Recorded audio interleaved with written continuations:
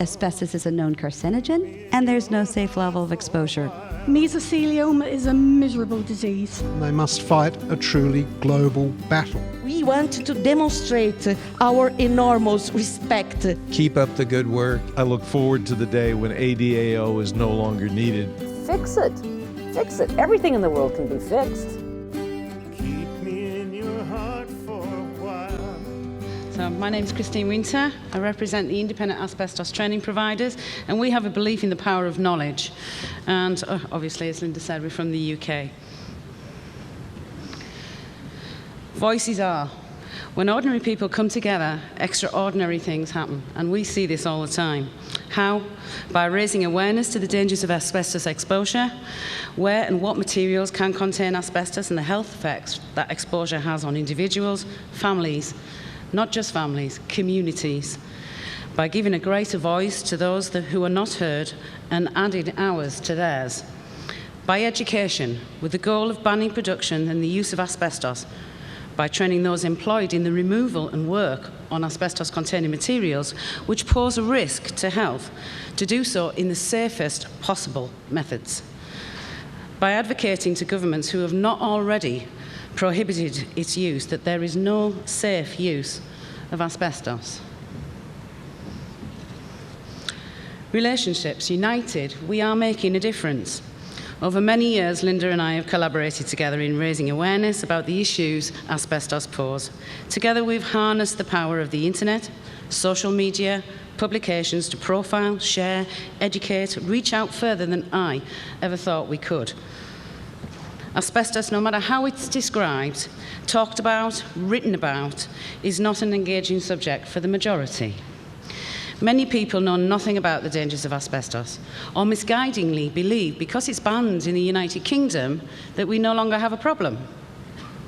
You and I know better. By utilising all mediums, ADAO effectively reaches across the globe.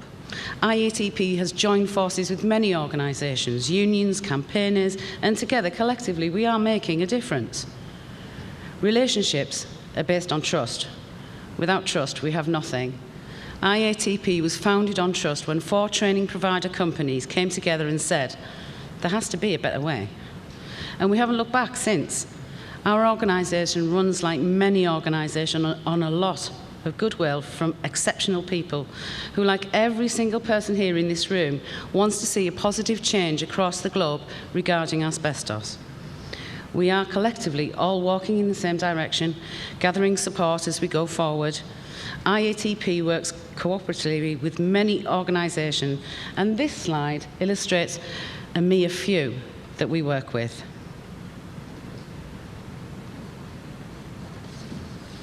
Partnerships. IATP is an organisation of UK training professionals. We believe it's important to partner with organisations and authorities in the UK and across the globe. It is the key. Why is it important to partner and join the global voices? Simple. Asbestos is not just a UK problem, it's a global problem. The World Health Organization estimates that 110,000 people die every year from asbestos-related diseases. That's 110,000 too many. There is no safe level to exposure to asbestos. The only solution is a worldwide ban of mining asbestos, export of asbestos, and its use in products. Simultaneously, we must address the mass removal and environmental cleanup and utilise education and training to protect all the peoples of our future generations. We also need to support research and find a cure for asbestos-related diseases. We're all responsible and accountable for our present and our future well-being and health and education of our future generations. Now, this is a bit of a boring slide, so I'll try and explain it as simply as I can. But Linda asked me to put a piece in about the history of asbestos with a link to the USA, and we found the perfect one called Turner and Newell. And a lot of people in the UK know it as Spodden Valley.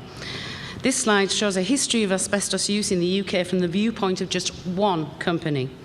The time frame is in excess of 100 years. At peak production, this factory, this site, in 1970, produced 2,250,000 yards of asbestos cloth and 5,500,000 miles of asbestos yarn. Locally, the woodland surrounding the factory was known as the White Woods. The site is still contaminated and much legal turmoil is still argued. Federal Mogul, an American company, purchased Turner & Newell, which is this company, in 1998. They then experienced financial difficulties and filed for Chapter 11 protection as a result of asbestos claims. In the UK, the business went into administration in October 2001, leaving a pension fund deficit of an estimated £400 million for British workers frozen, plus an unknown amount in asbestos compensation claims. Federal Mogul sold Turner & Newell to a property developer in 2004. The consequences for Spodden Valley, as it is called, are still being challenged and fought.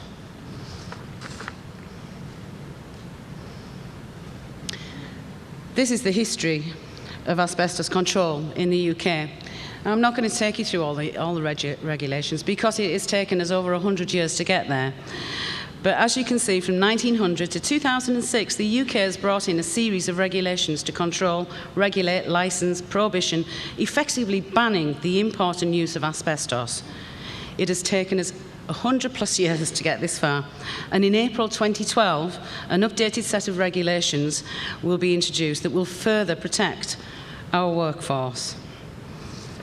I'm quite happy to discuss this with anybody if they want to talk about it. I have all the information. Asbestos in the UK. We in the UK are very lucky. We've had legislation for asbestos in one form or another for 80 years and a total prohibition of import for use for 22 years. In 2002, legislation was introduced to manage the many millions of tonnes of asbestos-containing materials in domestic buildings, non-domestic buildings. Legislation also covers who and how it is removed and where it must be disposed of.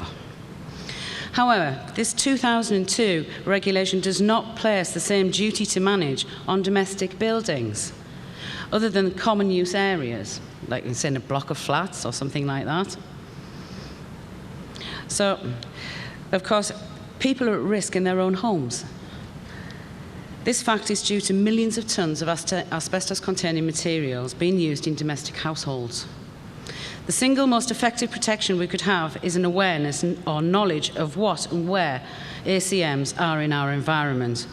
This awareness lets us know where the risks are if we were unknowingly to disturb and release fibres from the numerous products it was put into. The death rate is increasing, and it's expected to continue to increase for many years into the future. Secondary exposure is becoming prevalent. Women, young people are impacted, our teachers and school children.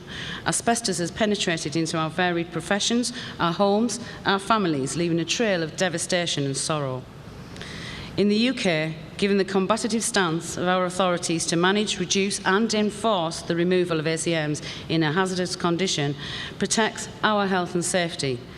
We will be living with the threat posed by asbestos for many decades into the future.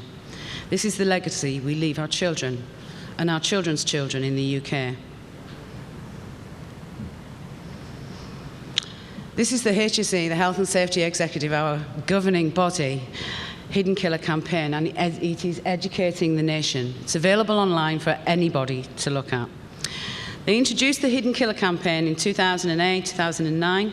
It's a web-based learning tool covering what is asbestos and its common use in products, including in the home, where it is found, and we have an interactive house, much like the house that Linda was showing earlier, with a tool called Asbestovision. It's a pair of binoculars, and you click on it, and you can enlarge the house.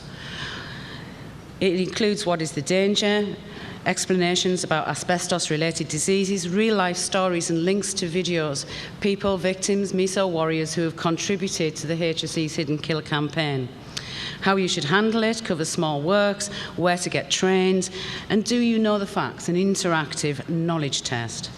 The package is available to anyone to utilise and use. This is the HSE 2011 Asbestos Training Pledge, something I am particularly passionate about and really proud of the IATP training provider members.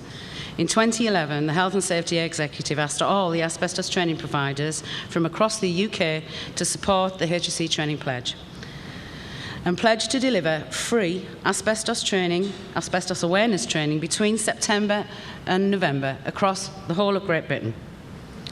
The target was 4,000 classroom-based hours and 4,000 e-learning hours, totalling 8,000, but the target was 4,000, and that represented the estimate that we have in the UK that 4,000 people die per year of an asbestos-related disease.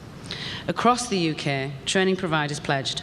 Members of organisations such as IATP and Sheila and independent training providers pledged free training that exceeded all expectations. 3,197 tradesmen and women received free asbestos awareness training across the UK, equaling 12,788 hours of free training donated by UK training providers.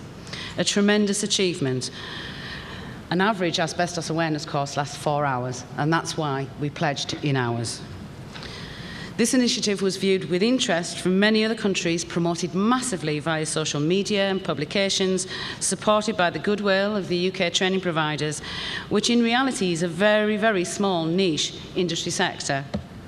For the HSE, the initiative has been a huge success and demonstrates that ordinary people can achieve extraordinary things when they work together for the greater good.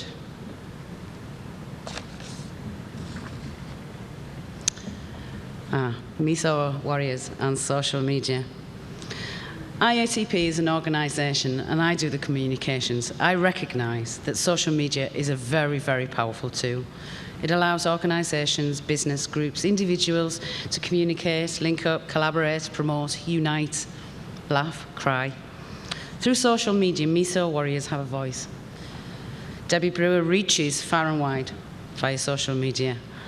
Mavis and I and many others from all over the globe are able to meet in a virtual world, share information, offer love and support. This powerful medium educates many. And unknowingly, to you, Debbie, maybe, but knowingly, to someone like me, by sharing those experiences and journeys openly and honestly, you're educating a much wider audience, people like me. Through the Warriors, I met Debbie and Mavis, who I've featured several times in our monthly newsletter. And that newsletter goes out to thousands of inboxes. Not many people who have received the iTarget with the newsletter for IATP would ordinarily have the opportunity to read Debbie or Mavis's stories, or even know about ADAO, its aims, objectives, its campaigns, or about asbestos, mining, export and use of. The internet is truly, truly a powerful tool if used responsibly. With one tap on a send key, you can share with thousands. One tweet of 140 characters can go viral if it is an important and powerful message, and it can go across the world in a jiff. Facebook also plays an important role. It's instant communication and sharing, a great comfort for many when they require support, or more importantly, when they are giving it. Another one of my favourite quotes that Linda and I share is, "Never doubt that a small group of thoughtful people can change the world. Indeed, it's the only thing that ever has," by Margaret Mead. And finally, ladies and gentlemen, IATP as an organisation is honoured to be here and participating at the ADAO Global Asbestos Awareness Conference. We finally met in February, Linda and I, face-to-face in London. It's like I'd known her forever. She just sort of like had a body. Just didn't have one before.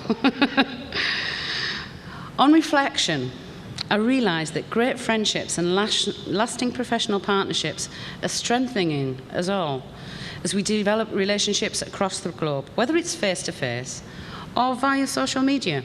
Your strength is that you are united in one cause. Your friendships and partnerships, your voices get louder, and your boots are all walking in the same direction. IATP's commitment will remain steadfast. Excellence in asbestos training, competence, compliance, education for all regarding the dangers of asbestos exposure. We will join the worldwide campaigners, and we will always support and share and cascade information. And in that gives hope. It does, it gives hope. It really is all about people.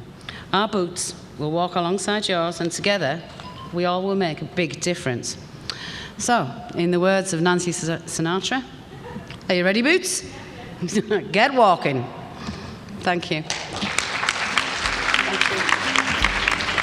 Keep up the good work. I look forward to the day when ADAO is no longer needed. Fix it. Fix it. Everything in the world can be fixed.